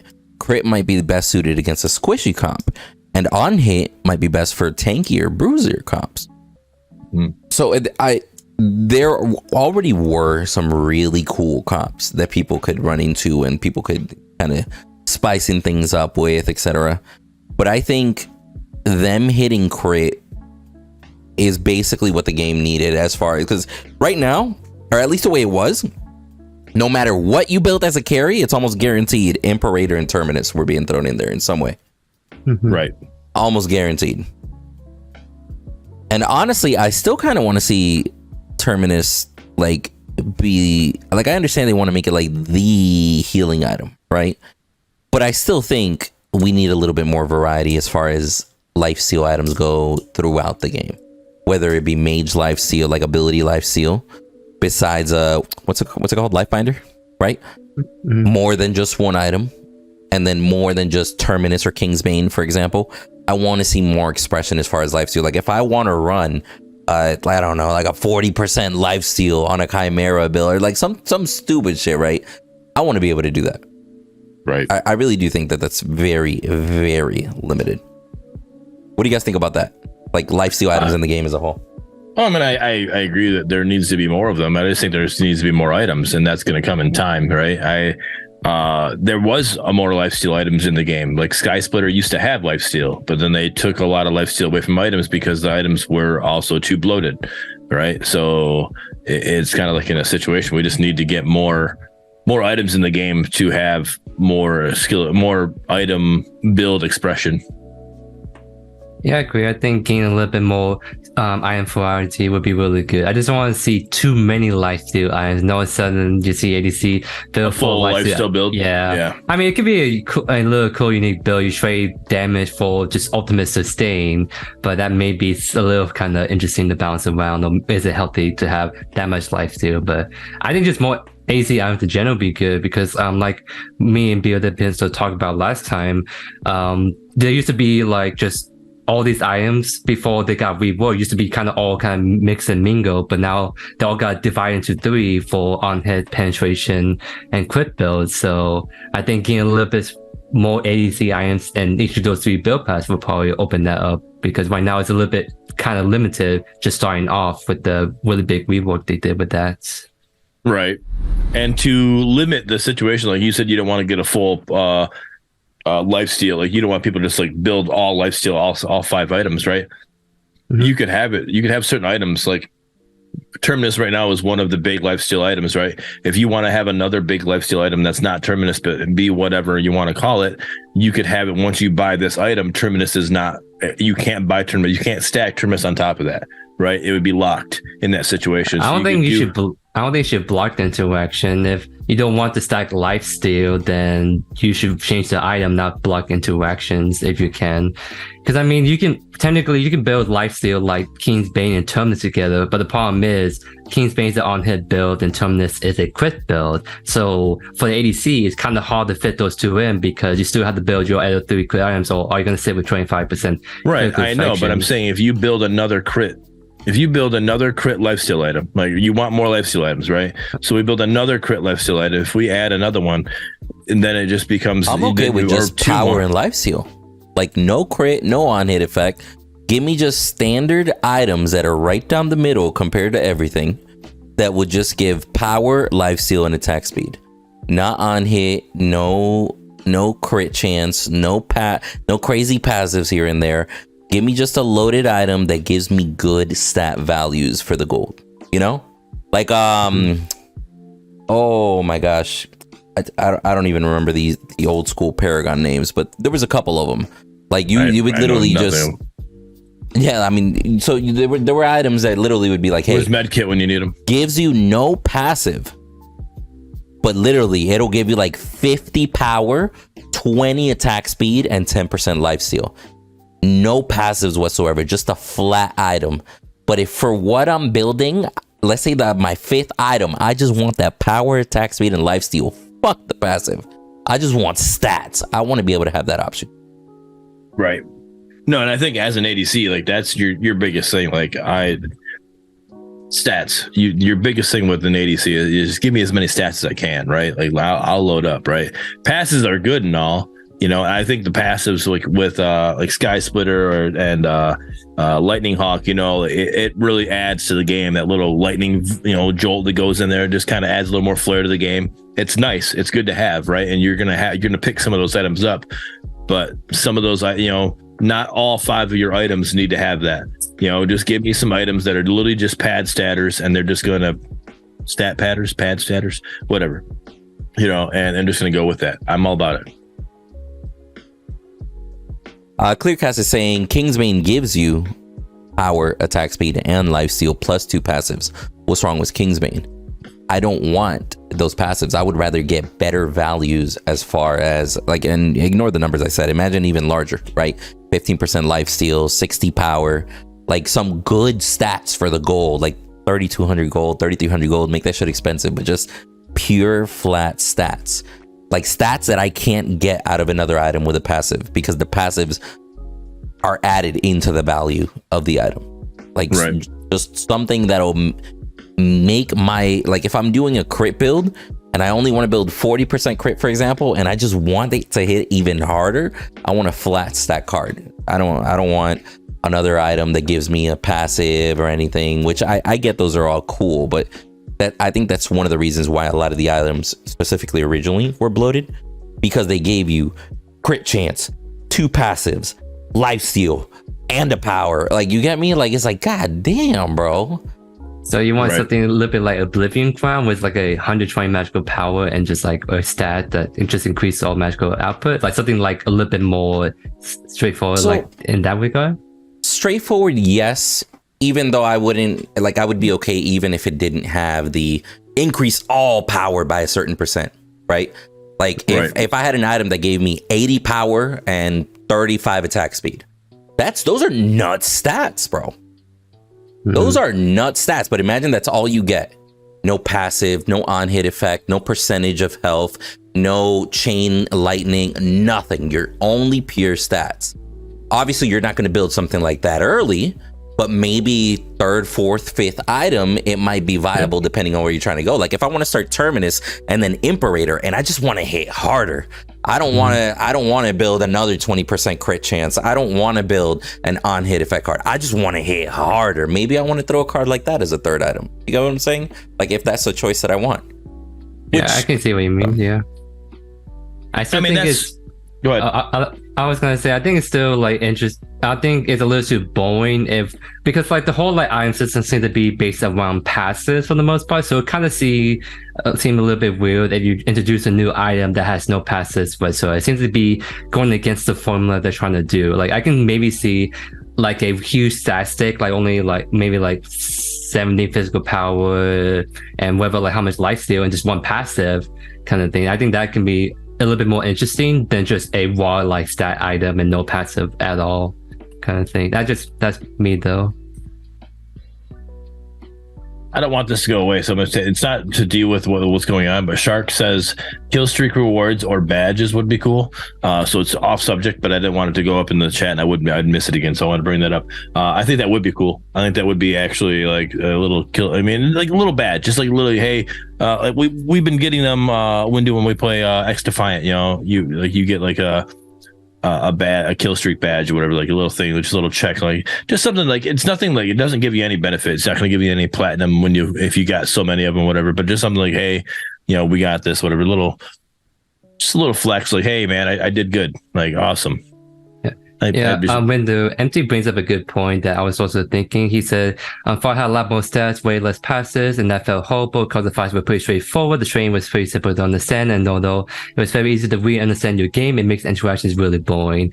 So that's kind of like the same kind of concerns I have. Is if you give rid of passives and items and just blow items with just stats, and I think you're gonna run into this issue back and forth that MC's bringing up.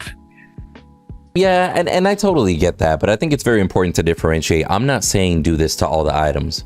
I'm saying give me a separate line of items that are only stat based, and you still have the entire item roster that's already there that are very heavy on the passives, right?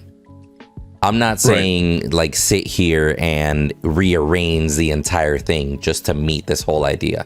I'm saying introduce a line of items that are very heavy stat wise, but they don't give me the added benefit effects of a passive. So somebody can still go full items with passive builds if they want, but somebody might have the option to throw in an extra heavy stat. Like for example, we got some crazy tank items in the game that'll give you 80 armor off of one item, when other tank items might only give you 20 or 30. Like if something's giving you 80 armor and then it has a nuts passive on top of that, like that's a loaded item, bro. I think 80 armor alone is a strong item. I think if you sold an item with 80 armor and like 200 health, that's nuts as is, to be honest. Like that's already kind of cracked. That doesn't need a passive. You know what I'm saying? Yeah, I think the issue is, do we want that kind of item to exist though? Like I can see like having a really heavy stat item with more limited passes, but making something like 80 physical armor, like I think it's just like make the game a little unhealthy, or I just don't like the balancing issue that comes with that kind of thing. But I understand what you're trying to say. Like definitely, if we want to do more item variety, I think doing more heavier stat sticks with more limited passes could be a way to go about it. So instead of having 4 different like passive stats on the item, we get a little bit more like heavy hitting, like 1 or 2 stats on one item for ADCs. But I think that's a kind of good idea. Well, and ironically, we were just saying that, well, we don't know if we want items like that to be in there, right? But like, look at Stonewall. 150 HP, 150% of your base health regen gets increased, 70 physical armor. On top of that, you get the shockwave, which is nuts. We all know it is. And then on top of that, physical damage gets decreased. So you already have items like that in there. What I'm saying is that you don't necessarily, if you're going to give me all these passives, the items don't need to be loaded with stats. Or have the other side of the coin, have a variety, not all, of stat heavy items with less passive. But right now we have the mixture. We have items that are nuts stat wise and then nuts passive wise. Because we all know, everybody in here knows, Stonewall is a nuts item. It is nuts. There's no arguing that. Totally off subject. Are you like channeling your inner Dominic Toretto? Yeah, your wrench in hand. Or are you gonna like start beating somebody up or what? Oh, this is actually a knife with my name on it. Oh, it's a knife. It looked like a wrench. It literally looked like a wrench when you're holding it. I thought it was like, is he literally holding a wrench right now? I was like, what's going on? No. This is just a knife that my mother got me years ago with like my real name that's engraved on it. I just kind of fidget with it. There basically. We go. All right. No, I agree. I literally think, because we have it in all, you have it with your, technically your jungles can build this, or your offlaners can build that with that Stonewall, right? Or even your supports can build that Stonewall. But then you have Oblivion Crown for your mid laners. You don't have that stat stick for an ADC. And I'm not asking for all. I don't want 5 of these stat sticks that I can just build all 5, right? I'm just asking for one. Like that I'm building. It's like, man, like, what can I build? I just want something I can just like, hey, I'm gonna put this on, and it's just gonna give me a good power spike. Like right here, late game, I want a good push. What can I do here? Let's do something. That's and I'm all about it. I think if all the other roles have something similar to this, because even you brought up Stonewall, but Horatio brings up Crystalline, cure your ass. That one, also like does like 70 armor, a magical armor or something like that. It gives you that boost off of that as well. So I just think it'd be something a little nice to have. Like, again, don't give me 5 items. I can do it all build of like, hey, no stats or no passive build. You still would have the passives in there. Just give me one of these items. Like Horatio just said, closest thing that carries have is Imperator. If you don't build Imperator, it really does feel like you're losing out on a good chunk of damage when it comes to carries. They don't have an on-hit equivalent, or just does Imperator still have crit? Yes, Imperator gives crit as well. Imperator still gives crit, right? That's what I'm saying. With Terminus and Imperator, you already have 40% crit. That's a good amount, a ton of life seal, and a ton of damage, bro. Off of those two items. What is that, 95 damage? With those 2 items, I think. Like one's 50 and one's 45, I believe. Imperator 60, it says 60? On ometa.city. And then Terminus is 45, so that's 105 damage, 105 damage, 12% life seal, and 50% crit chance between the two. Damn. 50. But if you don't want to build crit chance and you want to build an on-hit build, wait till late game when all those on-hits are finally stacking to do the damage, Like, you're not going to get the same power spike somebody building Terminus and Imperator is going to get. Just, again, worth mentioning. Yep. Now, is there anything else that you guys want to hit as far as like the season updates, the patch notes, anything you guys want to break down specifically on there, bug fixes? I think we kind of cover a lot today. Let's go over Riktor real quick. Riktor had a decent change. Yeah.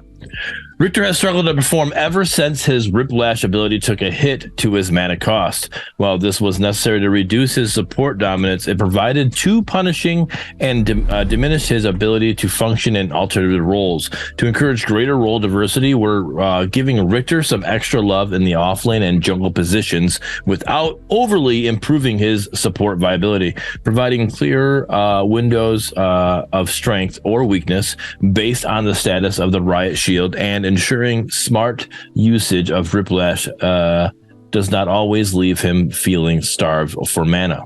So I've been noticing it. Like, Riktor pretty much for the longest time was, he is labeled as a offlaner or support. He's literally just a support. You can play him off lane, but I mean, all right, you can play him off lane. I was gonna say, can you play him if you're not Joey? That's the question. Yeah, well, Joey, you can play anybody off lane. All right, you can play anybody off lane. Nobody can play anybody off lane. Right? This guy, you can play him. Yes, he can be played off lane, but you're pretty much throwing against a lot of the main off lane. You're throwing against a Crunch. You're throwing against a Grux. It's a tough match. Like it's hard for you to win the trades, especially if you don't land that pull, then you're fucking done.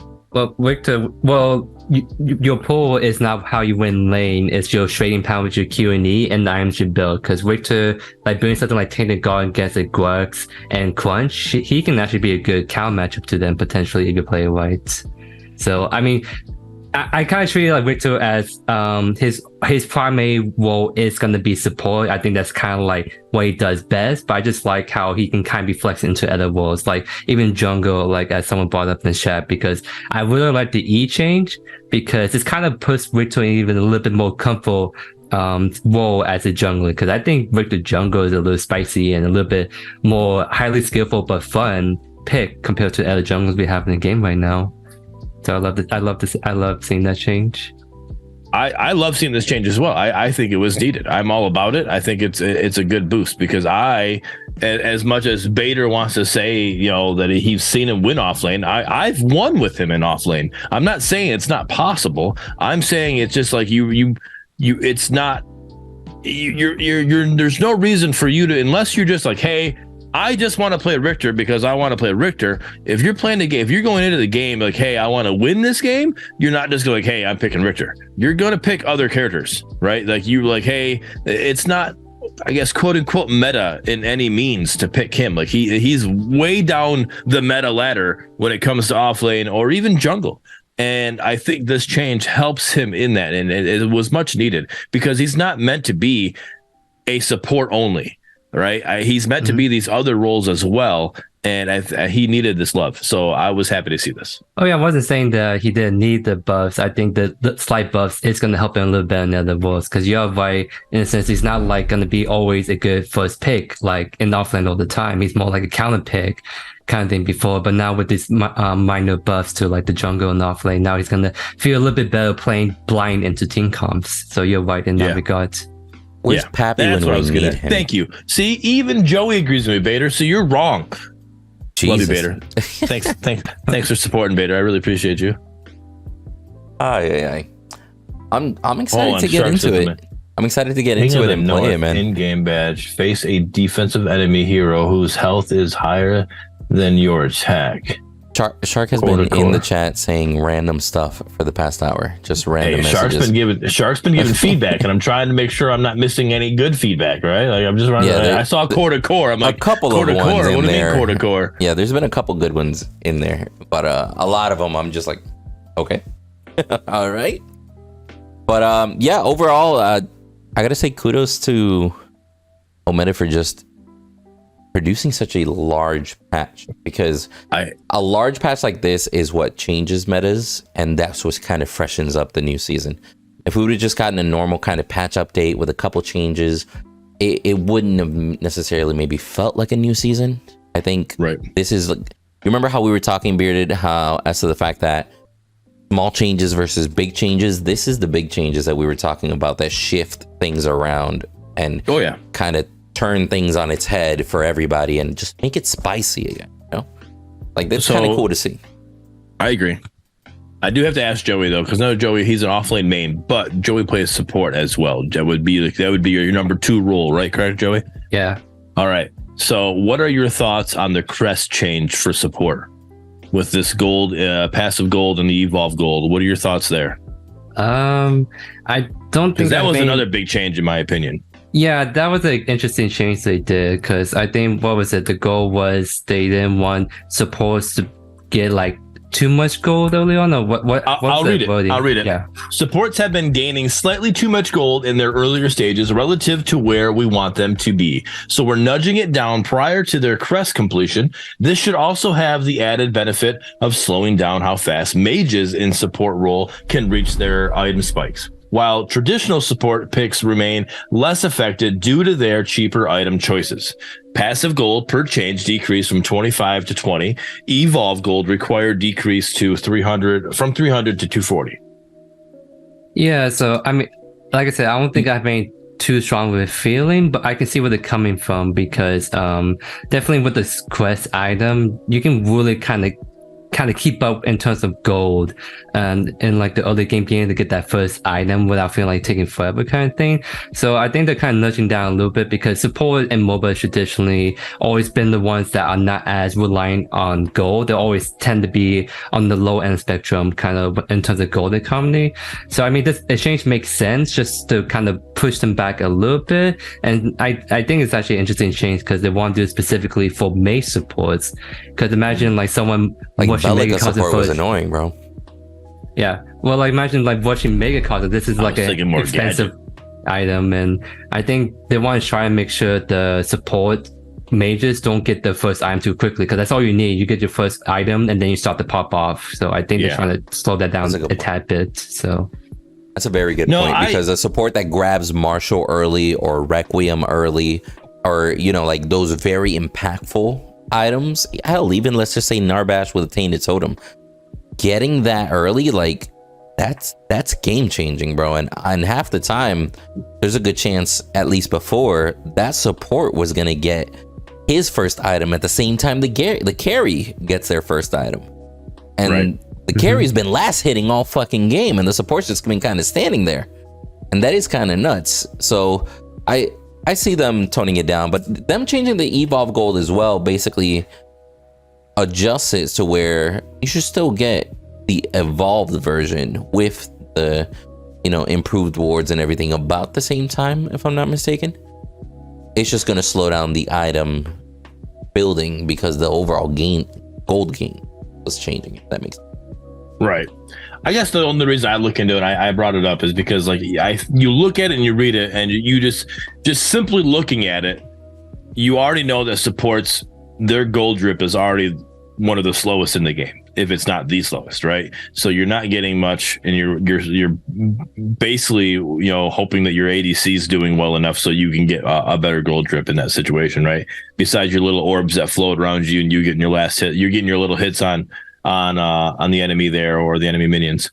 So in that situation, you're like, man, you're even slowing my gold drip that might already low gold drip as it is. You're slowing that down, and it just kind of feels like it's like But without the Evolve Gold required, it kind of, like you said, and like they were saying in there, a normal support, a Decker, a Muriel, a Riktor, a Narbash, you know, their support items they're going to go buy, they're cheaper than if you were a Bellica or a Gadget or a Faye, you know, that's playing over there. So I haven't played it yet, so I don't know, and I don't play support that much. So I'm actually I'm interested to talk to you later, you know, in a week or two or whatever, Joey, to see how you really feel, because I know you'll play supporter there, here and there, a little more often. You'll have a little more idea of how it feels, if it's really that affected as a support, or if you really notice it.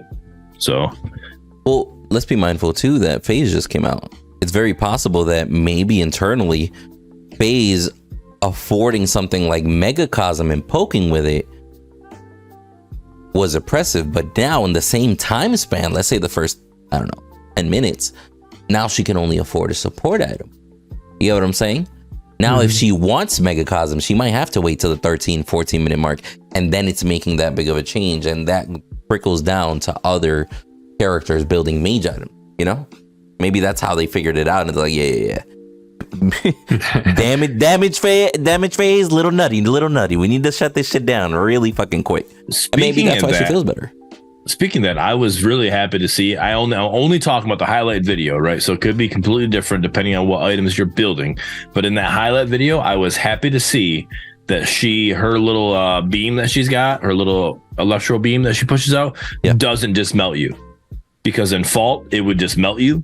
in Paragon the Overprime, it would just melt you. And I'm like, why is she doing this much damage? Paragon, it would melt you too, bro. Yeah. So I get Paragon the Overprime. She's more of a mid laner, right? She's not a support necessarily. So I guess it should do more damage in that sense. But in Fault, she was a support and she was doing damage. She was chunking. I'm like, I couldn't stand it. So the fact that it does a slow, it does a root, and it's not doing that much damage to you, I'm all about it.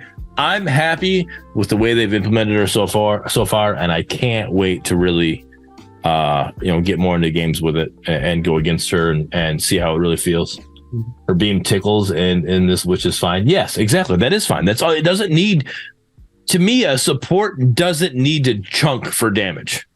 There isn't a support. Like when they made the changes to Decker to do more damage, it made no sense to me. Like why is she doing more damage? She doesn't need to do more damage. She already chunked as it was when you implemented her. Like you don't need this. Changing that made no sense to me. Supports aren't supposed to do damage. They're supposed to CC. They're supposed to basically feed the carry, by helping them out, helping get a kill, but not by KSing, not by kill stealing, because they fucking chunked with a fucking Decker ball or a fucking phase beam. So I'm glad they implemented it this way. Yeah, I mean, supports can do damage if that is like the main role. Because Belka is sort of like the closest we have to like a damage-oriented support kind of thing with how you want to build her and how you combo with her. And you look at League of Legends, and there's quite a lot of like carry supports like Sywa, Ceres kind of thing. So I'm expecting over time we may get kind of carry made support more like that those kind of kills over time. Just so we have the supports that kind of heal you or CC, but then we have the supports that like support the team by doing damage kind of thing and having some utility kind of sprinkle in. But there's a difference though. But so you look at let's compare Decker and Bellica though, right? Bellica only has her knockup. That's her only CC she has. Everything that Decker has in her kit is some kind of CC. Like, she doesn't need to do damage. She does enough slows. She does enough, stuns. She does enough caging. Like, she does everything. She don't need to do damage in that situation. So yeah, you're right. If you want to bring up Bellica in that situation, she should do damage. But you can't take damage away from Bellica because Bellica's not only capped to support. She's also a mid laner, so she's got to be able to do damage anyways. So it's a slightly different situation in that.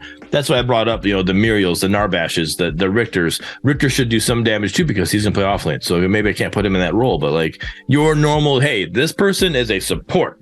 Like that's where they're at. Increasing their damage makes no sense to me. I know which patch you're talking about. You're talking about when they increase her basic attack randomly. Out of nowhere. It's like increase it by like 3 or 5 damage or some shit like that. It's like, okay. Because that was needed. Was not needed. And then they lower basic attack damage after Lamau. All right. She's now balanced. Let's go. All right. But we're getting already to the 2-hour mark. So let's go ahead and start our ending here. We did want to hit up a quick little subject to kind of leave everybody thinking about and, kind of feed us in the comments on the YouTube algorithm and etc. As far as the roadmap, what do you guys want to see in the upcoming roadmap? Since, what was it that we saw on Reddit, Joey? You were saying? RG says it's coming this week. Yeah, he said he confirmed on Pinsel's stream that it was coming this week. That's how we know. Okay, spicy. So we know for a fact the roadmap's coming.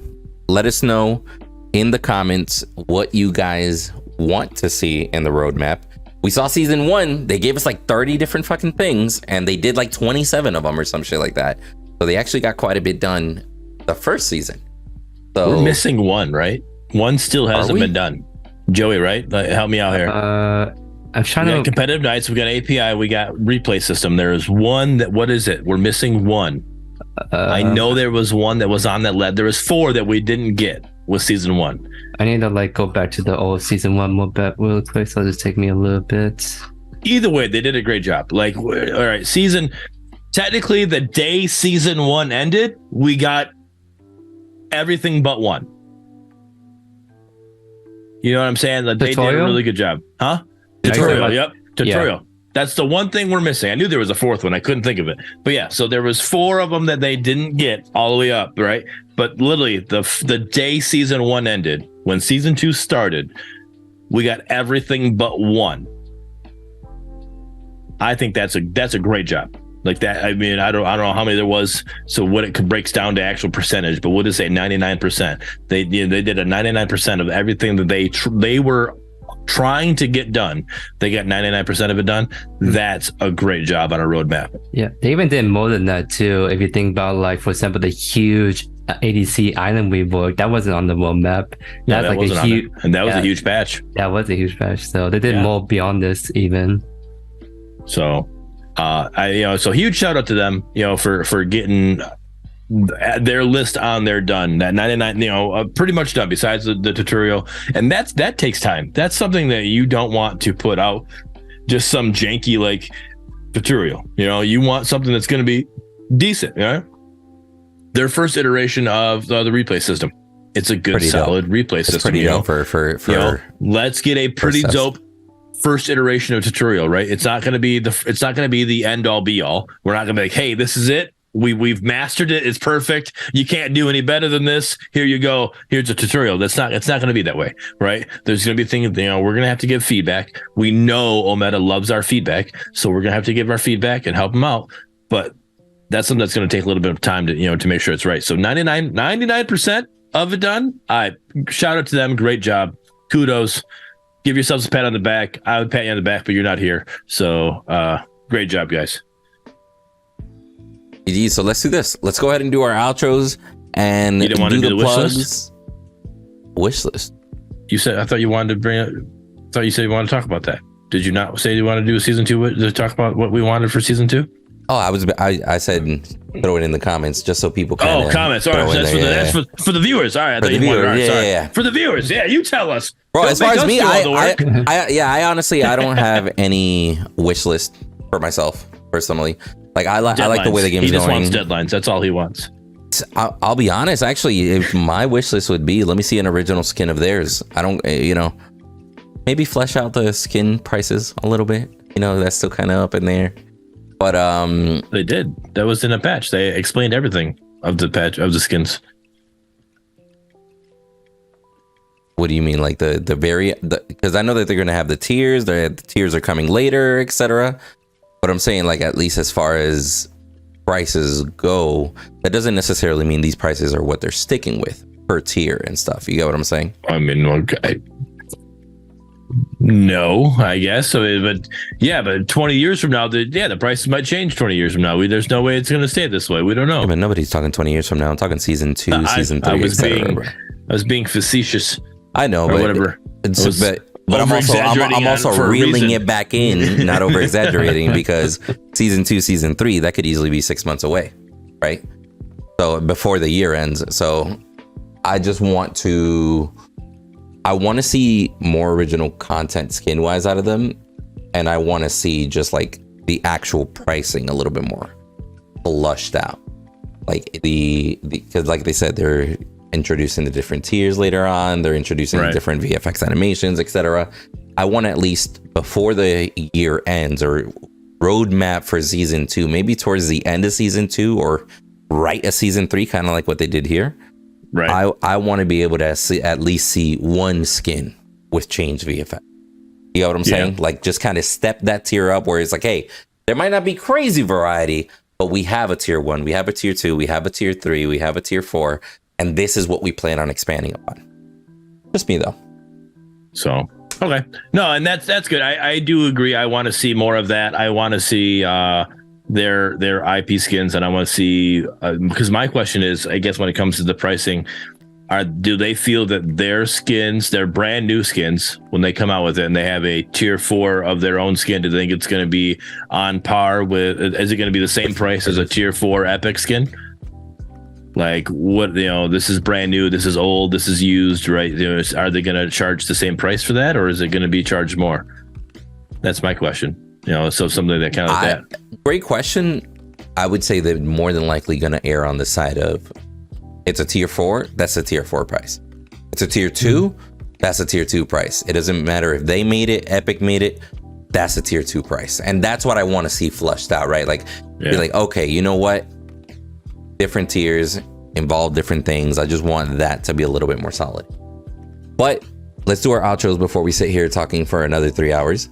Joey, go ahead and kick it off. Tell people what you're up to. Where can they send you these little link codes so you can do their VOD reviews and stuff? What do you got going on? Yeah. So essentially, like I said earlier, I do all my Predecessor content on YouTube. That includes like live streams and whatnot. So, this like on that note, I've been trying to see if I can do something new, and that is a kind of like VOD review your guys' games using the new replay system. I think it just can be cool, refreshing kind of Predecessor content I can try out and see how it goes. Kind of be a way to kind of give back to the community a little bit more, because I'm always really appreciate for support and really kind of help each other out kind of thing. So I on my channel I kind of make a recent community post, so you can take a look at that whatnot. But for the most part, all I need is the ID code from the replay. You just click on it, you copy the ID, and then you kind of send that in the DM to me on Discord. Then I can take a look, see if it's good, and then I can kind of work with you from there essentially.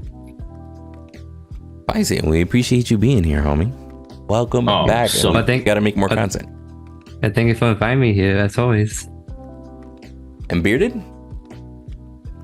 I'm still trash at editing, so I haven't edited any videos in a while. But I need to get back on that grind. So, but you can still find me streaming Monday, Tuesday, Wednesday, Thursday, Friday. Nope, no Friday. Monday, Tuesday, Wednesday, Thursday, 7:30 p.m. Eastern Standard Time. My Twitch live here if you're watching this, or if you're not watching this on YouTube, then it's on the Bearded Wolverine's channel. But other than that, I'm trying to get clips and stuff of that pushed out. I do have stuff I just need to get it put into DaVinci and edited down and put clips out to YouTube Shorts and TikTok. But again, like I said, I've just not been working, grinding, doing whatever. So lazy. I'm an asshole. I know. I get it. But I'm working on it. Trying to get better. Other than that, I hope you all enjoyed the video, enjoyed the show. Appreciate all of the raids from Reddit we got today. The support you guys give us, either rating or just commenting in chat, or commenting in the video. Comment if you're watching this YouTube. Comment. I try to comment back to a lot of them. Appreciate all the conversation. The last one blew up. It was really nice to see that one go. So appreciate all the support from all of the community. It's great, and the support from the devs coming into chat, talking to us. I love it. So appreciate it all. Absolutely. And honestly, guys, as far as me, just check out my Star Wars content. I kid you not, literally just got a Mace Windu lightsaber that I'm making a video on. Like I'm just fully geeking out with Star Wars games and shit coming around the corner. May the 4th is around the corner. So just go follow my YouTube channels. They'll all be linked on my socials.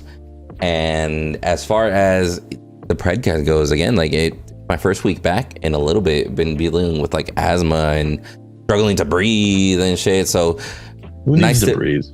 I can't with them, bro. Nice to be back. Cool episode that we had, the discussions and everything. And again, shout out to Bearded, Joey, and shout out to Pinzo out there too, because Pinzo's been filling in there for several weeks in a row. So shout out to all of you for keeping the show going. And apparently now that Bearded doesn't have to handle all this transition shit, things go smoother. And yeah, we appreciate everybody that tuned in. I can't control Zoom crashing, all right? Leave me alone.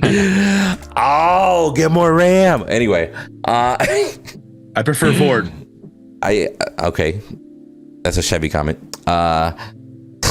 Anyway, gonna go ahead and end it here, guys. Thank you so much for all the support. We will catch you on the next one. That's a horrible way to dodge that. Oh my God. No, he didn't. Bro, that shit died like a Tesla. Be quiet.